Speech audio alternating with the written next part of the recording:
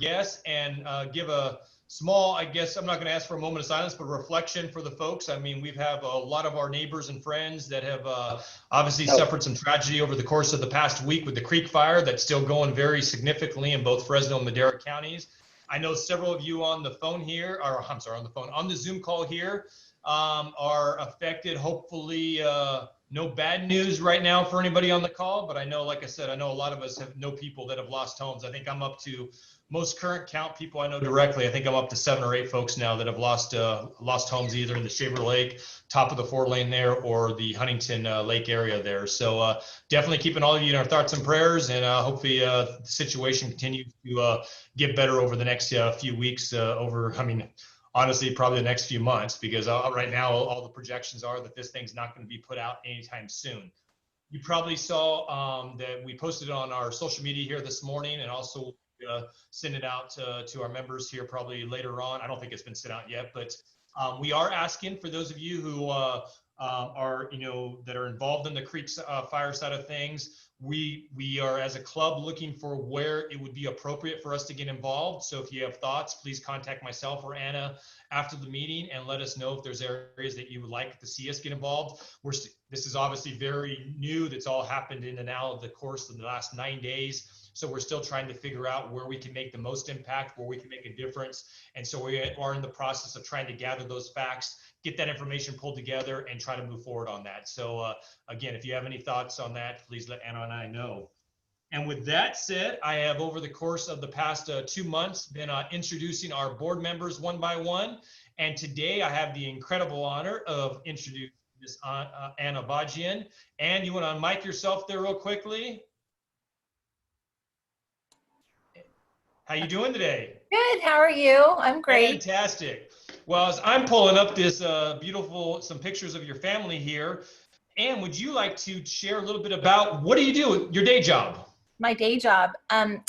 Yeah, so I am the Senior Communications Director for Lifelong Learning, and Lifelong Learning is actually the administrative kind of the back-end service provider for all of our charter schools across the country. These are my kids. My oldest one is 21, my daughter's 19, and my youngest is now 16. He's a driver, so they're all driving.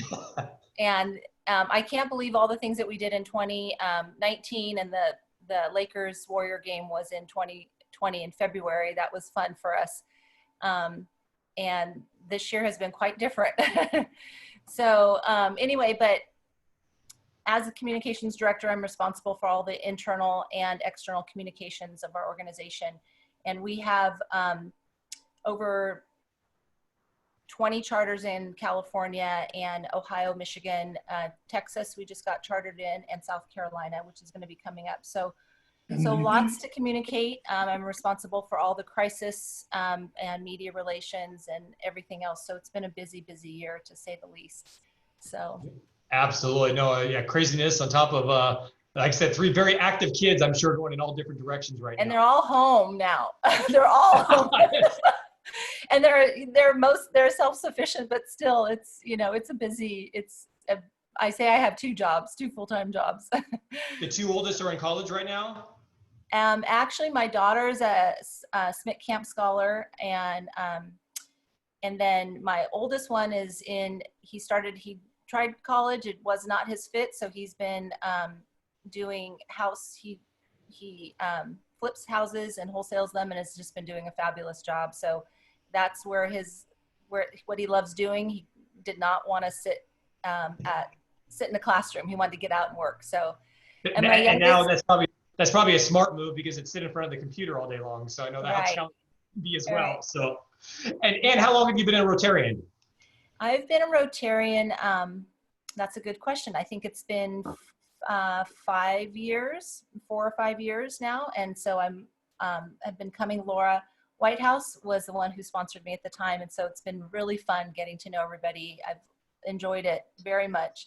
And I do miss our Monday personal get-togethers. I love seeing everyone in person, but I know we'll be back at that soon. So yeah, no, absolutely. Well, I appreciate that, Ann, so much. Thank you for sharing about your family and your job. I mean, it was just pretty much my point, that I wanted to show that all of us have backgrounds that bring a very big diversity to our board of directors there. And I just wanted to be able to share yours. And those, thank you so much for joining us for doing that today. Thank you. Thank you so much. Thanks so much. And now I will move on to, I know you're here, Mr. Harrington. Are you here somewhere? Oh, you're on mute. You're on mute, Dick. Oh. Still got you on. Oh, got you, Dick. You're good to go. Is Tom McCorris here? Tom, I know you're here. Are you on mute or off? I should be off there. Do you hear me? Can hear you fine. Okay, great. Tom, you had a significant event, I think, happen in your family about a week ago. Why don't you tell the group about that? Well, it was a hot evening, 105 degrees, September 5th. We had a beautiful ceremony in our backyard as we had to switch gears with the COVID situation. And so our daughter Shanna married our son-in-law, Stephen. We welcomed Stephen and his family into our family. It was, again, a beautiful occasion. And we're looking forward to next year when we can all get together and go back to our main venue and celebrate that 1-year anniversary and a renewal of their vows. And we just hope that they have many, many happy years ahead of them and great health. And I want to ring the bell for both of those two today. Well, before you do, Anna, do you have any pictures of that ceremony and wedding?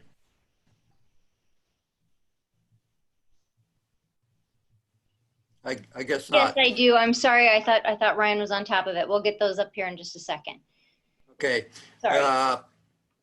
Tom, so you had it in your backyard, and how did that work out? Was it warm enough for you?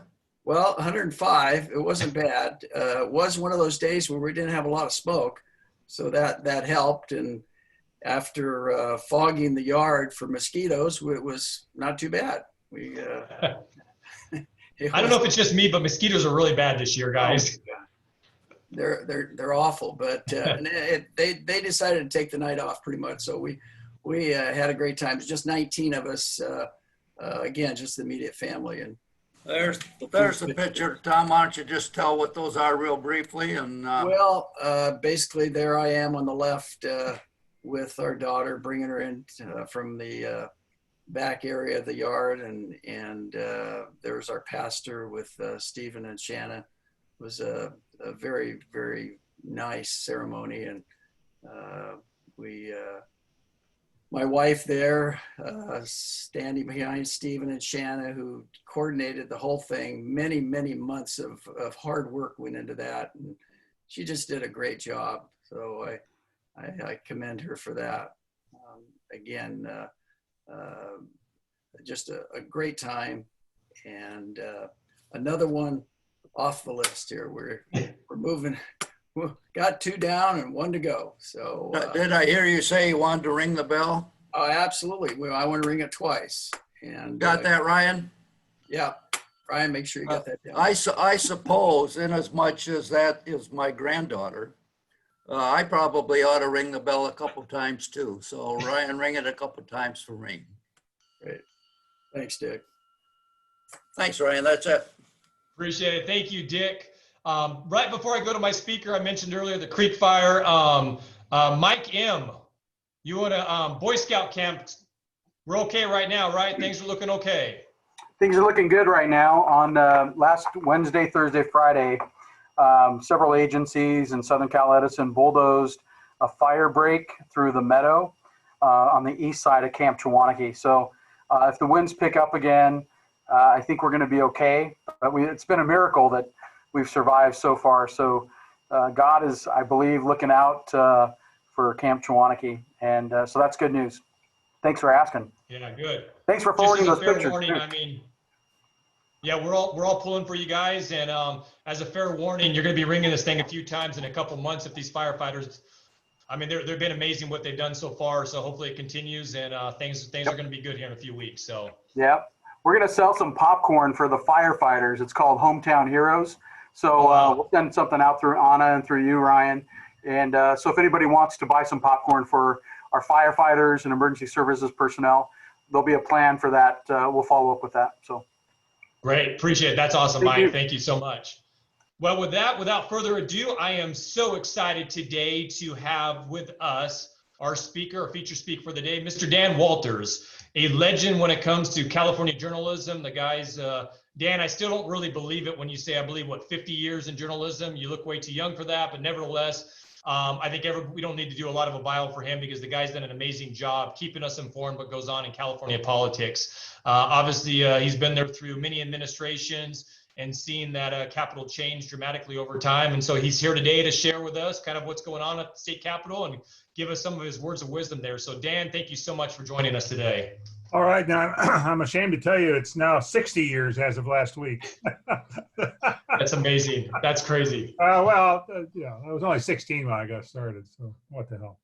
Anyway, yeah, thank you very much. I've just been monitoring my TV set here in my office that Donald Trump's visiting Sacramento today for a, quote, briefing, unquote, on the fire situation, obviously to kind of fend off the charges that he's not paid California enough attention lately and give one official trip on his otherwise campaign trip to the West Coast, give it a veneer of official sanction. And he's about just finishing up and he's about ready to take off from Sacramento, as a matter of fact. Anyway, yeah, this is I don't need to tell anybody what a strange year this has been. The year started off like gangbusters. The economy was doing great. Unemployment was record low level. Everything was hunky-dory, seemingly. In March, that all kind of exploded on us. First, the pandemic. Next, the recession that followed the pandemic. Then heat waves, power outages, and of course, inevitably, these terrible, terrible fires that have swept the state.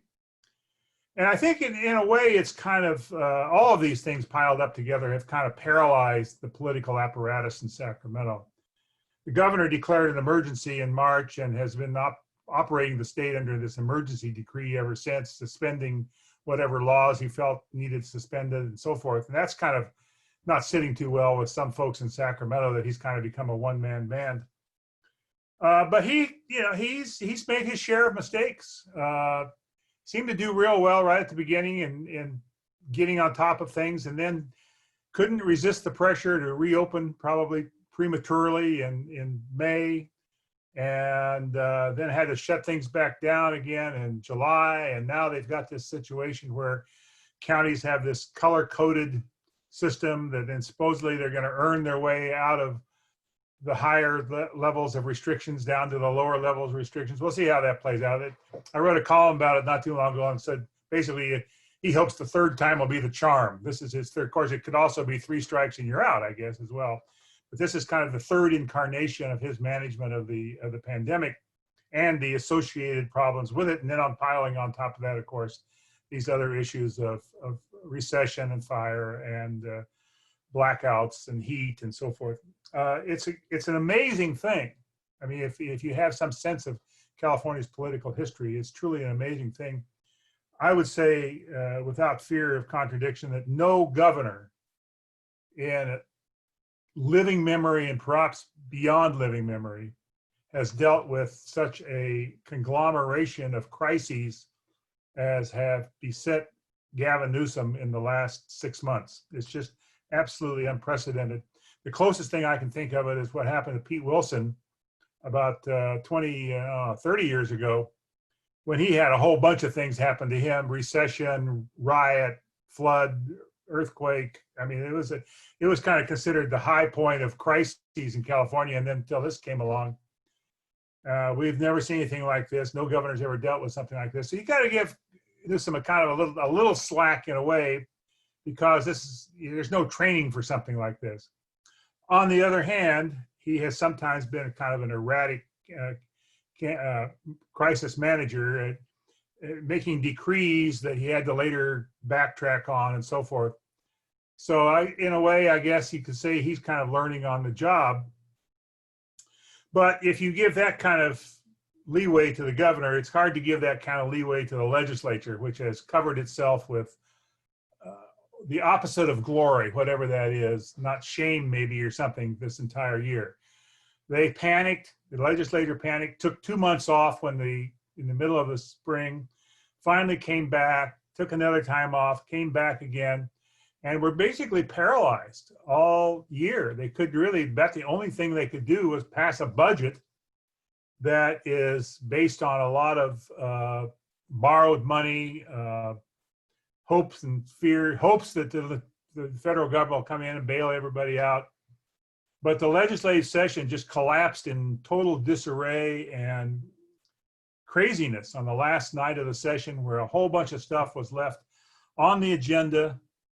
They just kind of ran out of time because they didn't manage things very well. There was a lot of feuding going on. The head of the state assembly, and Anthony Rendon, and the head of the state senate, Tony Atkins, had a personal feud going on, and they basically giving each other the shaft and giving each house's bills the shaft in the other house.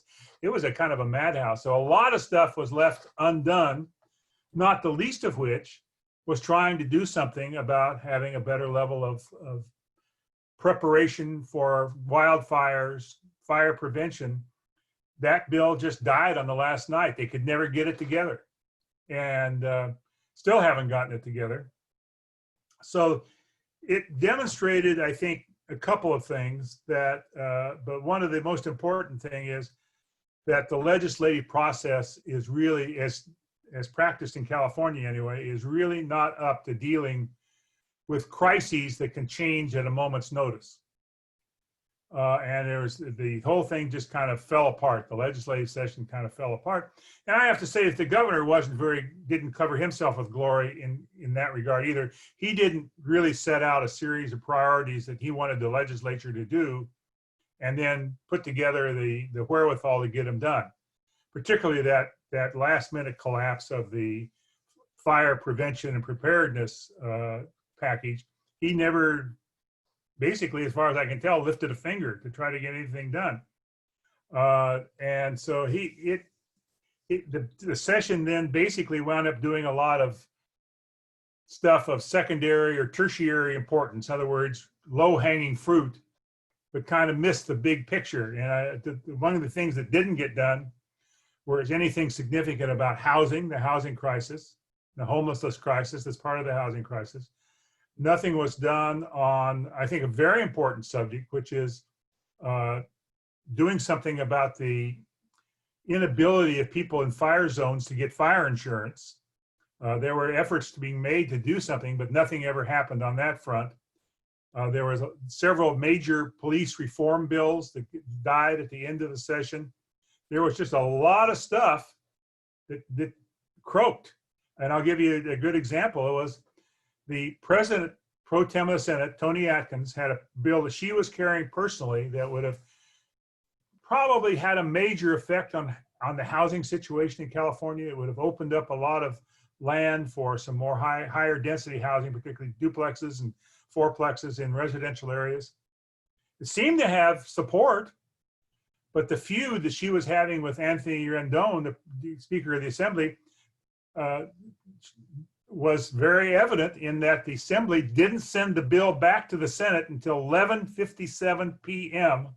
on the last night, 3 minutes before mandatory adjournment, and there was simply not enough time to even take up the bill, and it died. And that's the sort of gamesmanship, the kind of mutual assured destruction gamemanship that marked the entire session. They could never get it together. And then, of course, the other two things that happened on the last night of the session were, number one, an assemblywoman by the name of Buffy Wicks came onto the floor with her newborn baby in tow to vote for that bill, that housing bill, after the speaker had denied her the opportunity to participate remotely by Zoom or something like we're doing right now. He got heat. That thing became a global sensation, went viral, and he was really under the gun on that and had to apologize to her and everything. On the other hand, the Senate allowed remote participation, and this is one of the elements of the feud between the two leaders. The Senate allowed remote participation and actually banished all but one Republican senator from the floor of the House and had made him participate by Zoom or whatever system they use, which slowed down the whole last night of the session tremendously. And the Republicans kind of took advantage of that situation and really kind of slow rolled a lot of stuff. So it backfired. And then Tony Atkins, the leader, tried to limit debate to speed things up. And that blew up everything for 2 hours. And they didn't even meet for 2 hours over that thing. So it was a complete legislative meltdown, basically for the whole year, but particularly evident on the last night of the session. So it really kind of raises the question, can government respond in a timely manner when crises hit? And I think that's a real question that it still begs for an answer. Now, to put it in the larger context of what's going on, I think the most enduring effect for all the difficulty that COVID has and all the damage it has caused to families who have lost loved ones and so forth, the more lasting effects of this pandemic will undoubtedly be economic. We went from having 3% unemployment to high double-digit employment and unemployment in a matter of a few weeks. If you count the official unemployment and add to the official unemployment the unofficial unemployment of people who have dropped out of the labor force, you put it all together, you're really looking at about a 20% unemployment rate in California, functional unemployment rate. And we have gotten hit, economically speaking, California's gotten hit harder than just about any other place in the country. The national unemployment rate these days is about 8%, which is pretty high. We're double that and beyond. California has really been clobbered, particularly the industries that are dependent on travel, like tourism and that sort of thing. I read something in the San Diego paper this week. The local official said that basically San Diego is in depression because they have become so dependent on tourism that it just has clobbered the entire city.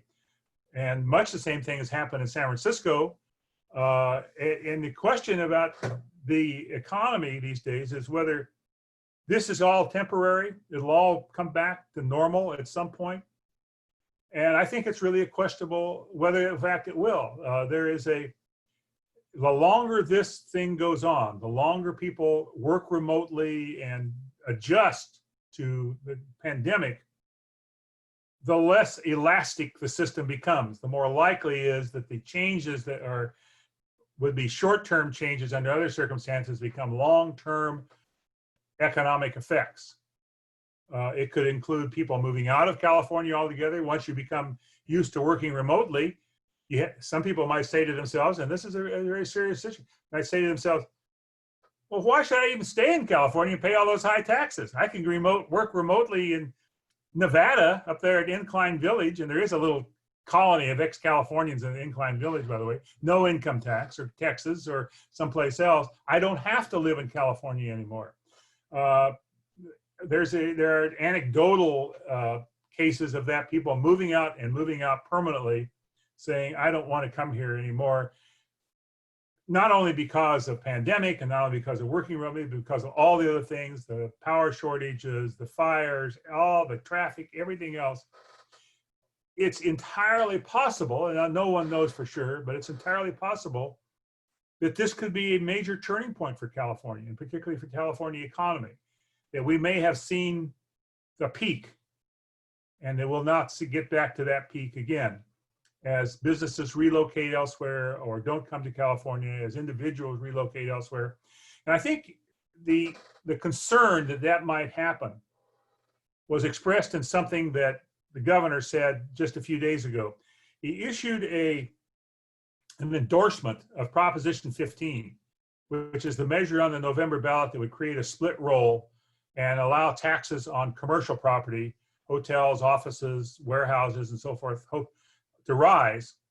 He pointedly said he would not agree to any increase in income taxes or a wealth tax, both of which had picked up some steam in the legislature, a big increase on high-income people, and or a wealth tax on all wealth, even wealth held outside the state. And even the prospect of that occurring sent tremors through a lot of people in the economy in California.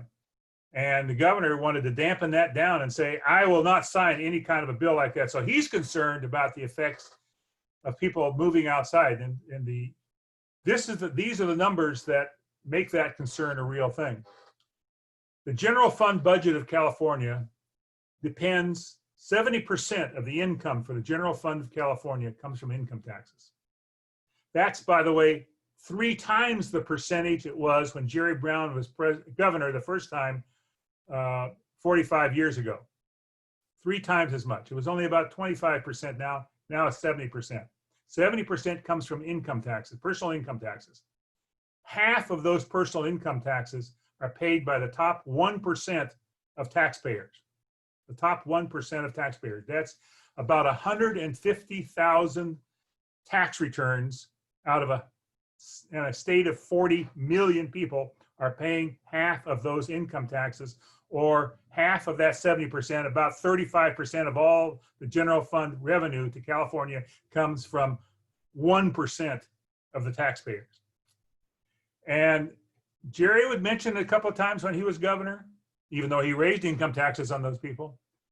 But the concern that is still evident in what Gavin Newsom said, that he would not sign another tax increase on those people or a wealth tax.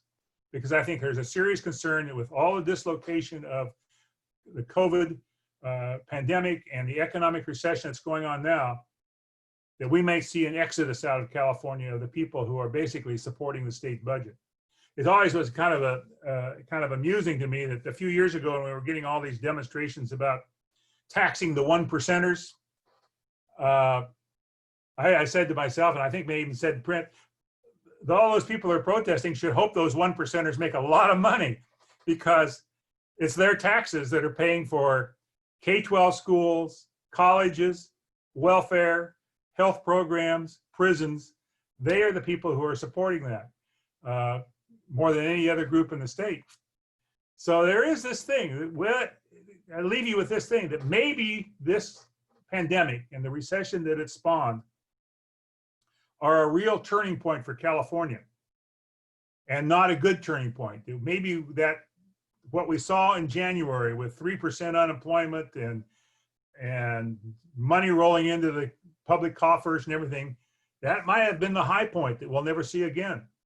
And that we might be in a struggle for a long time in California to regain any kind of economic momentum, the kind of economic momentum we had going in.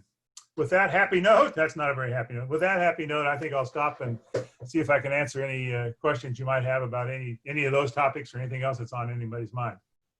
Yeah, no, appreciate it, Dan. We already have a bunch of questions rolling in. I will begin kind of just from the start there.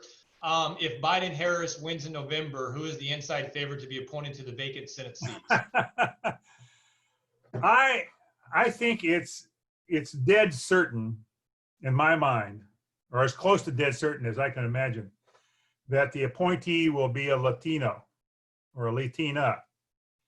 I think that Alex Padilla, the Secretary of State, who's very tight with Trump, or sorry, very tight with Newsom, definitely not tight with Trump, is a strong possibility. Javier Becerra, the Attorney General, I think is a very strong possibility. I think that, other people, there's other candidates, and there are other people who might get that nod. I tend to think put them that's kind of in the top tier. I think that there's another, and this also assumes that Gavin Newsom would not appoint himself or make a deal with the lieutenant governor to appoint him after he resigns from the governorship. I mean, if you think about it in purely political terms, setting aside all other considerations, the election of Joe Biden and Kamala Harris would basically block Gavin Newsom's presidential ambitions, likely, unless he could segue from the governorship into a U.S. Senate seat to keep his political career going. And there's 2 ways that might happen. Number one, take Kamala Harris a seat himself, which is not unprecedented. It's happened in other places. The second possibility is assume that Dianne Feinstein will not seek another term in 2022 and run for her seat and go take his act to Washington, thereby kind of setting himself up as a future president by going to Washington. But assuming that he doesn't appoint himself, I think that the appointee is more than likely to be a Latino. I think there's an outside chance that it could be an African American, a black woman is a possibility. But I would say right now in my mind, Alex Padilla and Javier Becerra are the two most likely choices. And this is a tag along to that question, Dan, but when you look at the historical context of where most of our presidents have come from, they've come from governorships versus the Senate. I know Biden would be kind of a unique one if you look over the past several decades, but Gavin has a lot to lose by going to the Senate, right? No, he particularly if he do to Dianne Feinstein seat, he would just chop 2 years off of his governorship and go to the Senate. He can't run for a third term, so I mean that would make, assuming he has, of course, he also assumes he's going to be elected himself. It's a very it's a strange situation. You say most have been governors. That's true recently, but it wasn't true before. There was a theory. There used to be governors, and then when the Cold War came around and international affairs became prominent, it was like governors can't do it. You have to go to the Senate because the foreign policy becomes the primary issue. So that's why you had Lyndon Johnson, Barry Goldwater, Richard Nixon, John Kennedy, and his two brothers all ran. Hubert Humphrey all came out of the Senate basically. And then things changed a little bit and went back to having governors such as Clinton and Bush became more popular. So it's gone back and forth a couple of times, and who knows what it's going to be in the future. But if you assume Gavin Newsom wants to be president of the United States, which is a very good assumption to make, I would think, then you have to kind of say, how does it game out? And he's got really two choices, maybe appoint himself or wait for Dianne Feinstein's seat to open up. There was a major article that came out, I believe, 2 weeks ago, Dan, in regards to the chaos that election night and the couple days afterwards may have, just from the fact that we are seeing us in California are used to the lag in the ballots coming in, but the rest of the nation is not used to the lag in the way that the ballots come in via mail-in. Sorry about that. I want to mute there. But with that said, Dan, the question is election night and the days to follow. There is a lot of concern about chaos. I mean, is there truth to that potentially happening? Is it being overrated? It's kind of it kind of presupposes that Donald Trump will not go quietly into the night if he loses. I'm not so sure that's true. I'm not sure he's willing to go that far to try to hold on to a presidency. It's the real problem with the situation is the federal law that says that the states have to report their presidential returns by a date certain, so that the electoral colleges can meet and formally elect the president.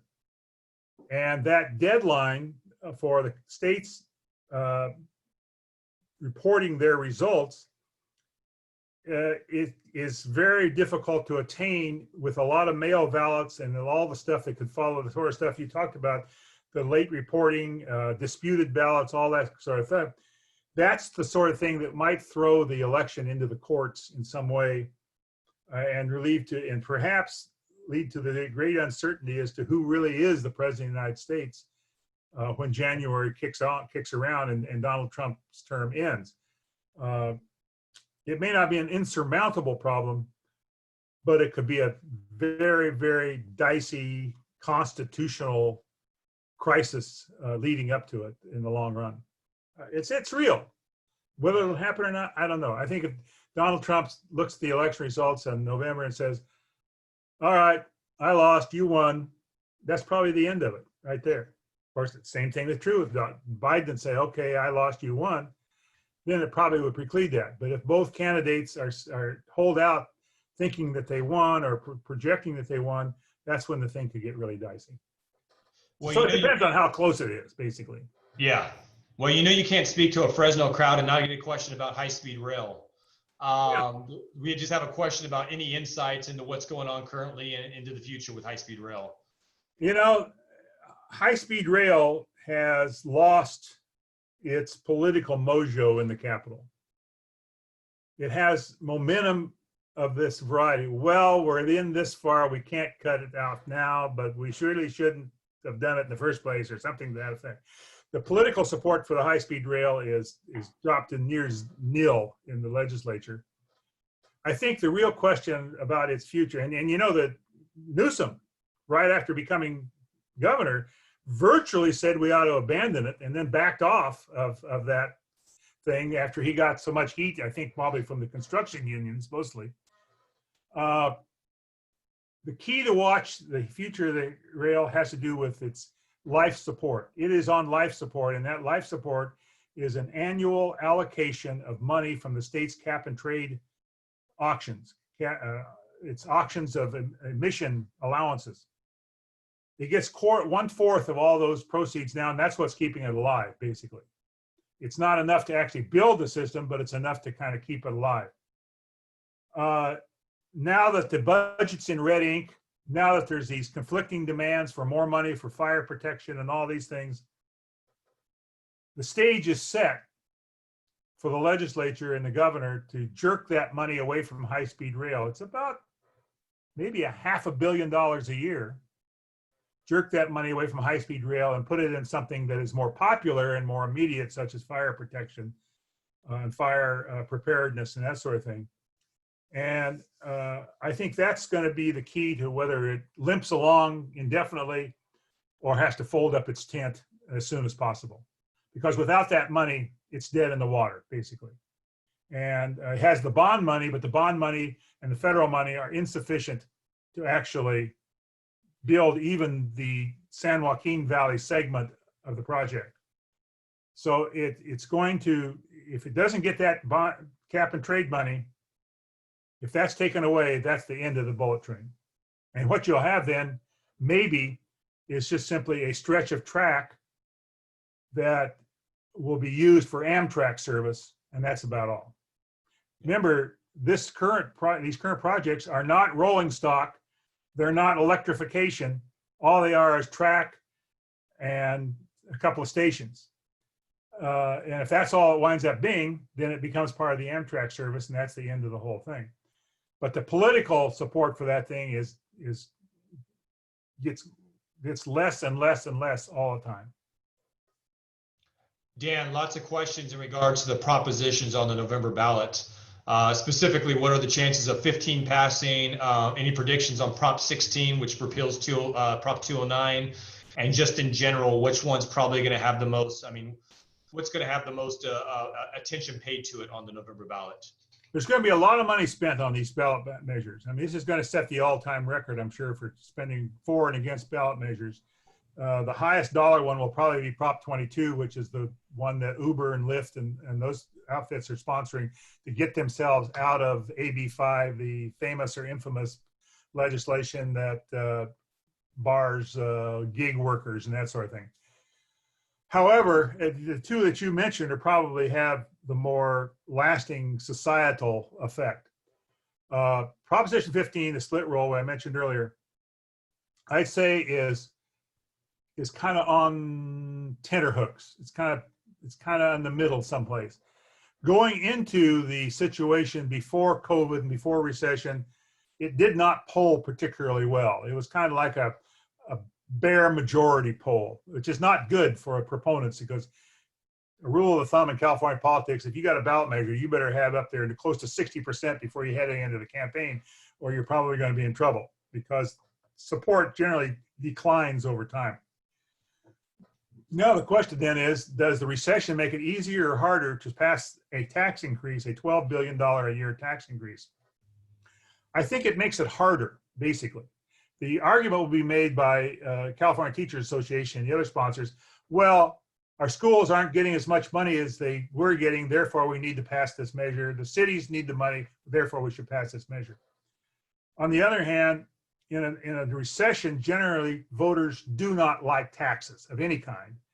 And the polling going in, at one point, there was a statewide poll asking whether the governor should have gone for new taxes when he proposed the COVID-19 budget, the revised budget they had to do.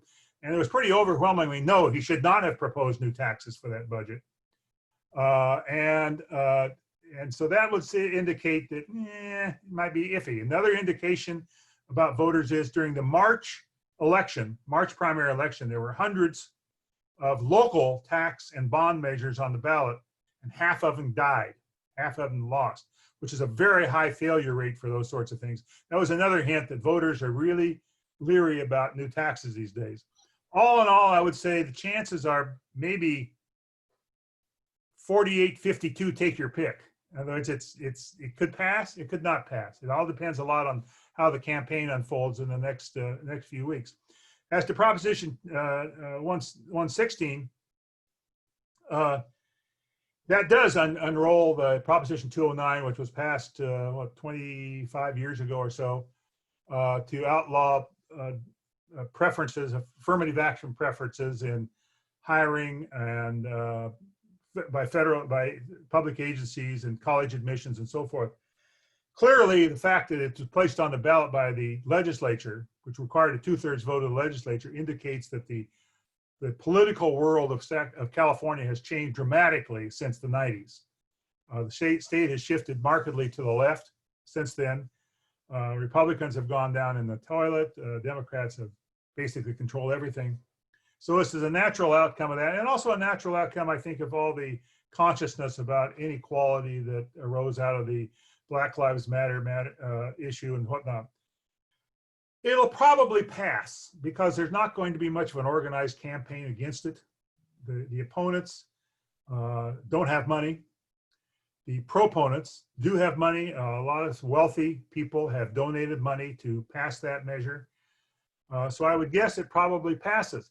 Is it going to make much difference? Probably not. It's probably, I mean, actually enrollment of Latinos, particularly Latinos in University of California, have been at an all-time high. It doesn't seem to have the need that one might expect. But there's a lot of momentum for it in this particular political climate, and I suspect it'll probably pass. Well, great. And Dan, I'm gonna got one more final question here before we wrap up. Just had a question in regards to essentially the major spending we've seen from both the federal and state governments through the COVID crisis. And it's specifically mentioned Argentina's federal government has bailed out their state spending for years and has suffered terribly for it. Are the U.S. and California going down that same path? Well, we are at the moment. Certainly the money that the federal government has pumped into California and other states, literally trillions of dollars in the last few months, is borrowed money. And is available only because the Federal Reserve System just said, basically, you go ahead and do it, and we'll buy up the government paper by creating more money. And so that's the way it works. But of course, now the national debt is now surpassed our economic output, annual economic output, which is kind of one of those measures. And of course, if Democrats have their way, there'll be more of it. There's going to be more relief. The whole state budget of California is basically predicated on an assumption that Joe Biden's going to win. The Democrats will sweep, and the federal government will give the state a lot more money to support itself. And if that money isn't forthcoming, then a lot of budget cuts take place automatically. Actually, it's the other way around. The budget cuts automatically and they're rescinded if the money comes through, but it amounts to the same thing. We're also borrowing heavily from the federal government to support unemployment insurance payments. That money a lot of that money, some of the money is not have to be paid back. Some of it will have to be paid back by employers in California over the long run, just as occurred during the last recession. So yeah, this whole thing amounts to a lot of borrowed money, and borrowed, I guess, from ourselves, basically from the Federal Reserve System, which keeps creating more money so they can be borrowed. What's the end game of that? Does it have long-term effects of inflation and all that? Nobody knows. Nobody knows. And we haven't seen the end of it yet because this thing is going to go on for a while.